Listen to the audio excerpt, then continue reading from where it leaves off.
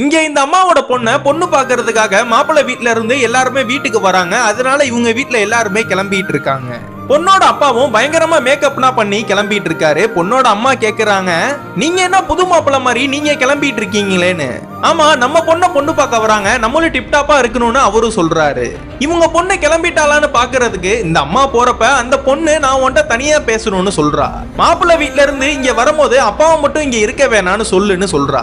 ஏன்னா அப்பாவுக்கு இருக்கிற ஸ்கின் அலர்ஜியை பார்த்தாங்கன்னா எனக்கும் அது மாதிரி வரும்னு மாப்பிள்ளை என்ன வேணான்னு சொல்லிடுவாரு. அதனால தயவு செஞ்சு அவரை இங்க வர வேணான்னு சொல்லுன்னு சொல்லிடுறா. உன்னை பொண்ணு பார்க்க வரதா அந்த மாப்பிள்ளை வீட்ல சொன்னதும் அவங்கள எப்படி வீட்டுக்கு வரவேற்கலாம், அவங்கள்ட்ட எப்படி பேசலான்னு நைட்ல இருந்து ப்ரிப்பேர் பண்ணிட்டு இருக்காரு.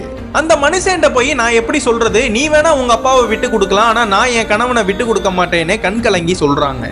அவங்க அப்பா கிட்ட போய் தான் பொண்ணு சொன்னதை எல்லாத்தையுமே சொன்னதும் அவங்க அப்பாவும் மனசு உடைஞ்சு கண் கலங்கிடுறாரு.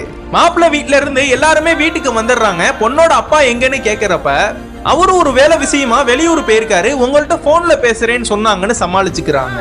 ஆனா இவங்க ரொம்ப நேரமா வெயிட் பண்ணிட்டு இருந்தனால அவங்க அப்பாவையும் கூட்டிட்டு வந்து காமிச்சிடுறாங்க. ஆனா அவங்க அப்பாவுக்கு இருந்த அந்த ஸ்கின் அலர்ஜியை பத்தி யாருமே கண்டுக்கவே இல்ல. எங்களுக்கு ரொம்ப பொண்ணை பிடிச்சிருக்கு, எப்ப கல்யாணம் வச்சுக்கலான்னு நார்மலா பேசுறாங்க. கல்யாணம் ஆகி 6 வருஷத்துக்கு அப்புறம் வெளியூர்ல இருந்து ஒரு குட்டி பாப்பாவோட இப்பதான் வீட்டுக்கு வரா. இந்த பேத்தி பயந்துடக்கூடாதுன்னு மாஸ்கனா போட்டு அந்த தாத்தாவும் வராரு. அந்த குட்டி பொண்ணு மாஸ்கனா கலட்டி பாக்குறா. அப்ப கூட அந்த தாத்தா கிட்ட பாசமா தான் இருக்கா.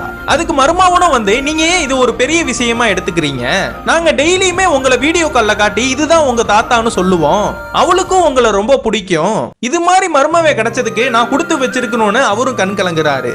அதுக்கு இவரோட பொண்ணு பக்கத்துல வந்து மன்னிப்புனா கேட்டு எல்லாருமே சந்தோஷமா இருக்காங்க.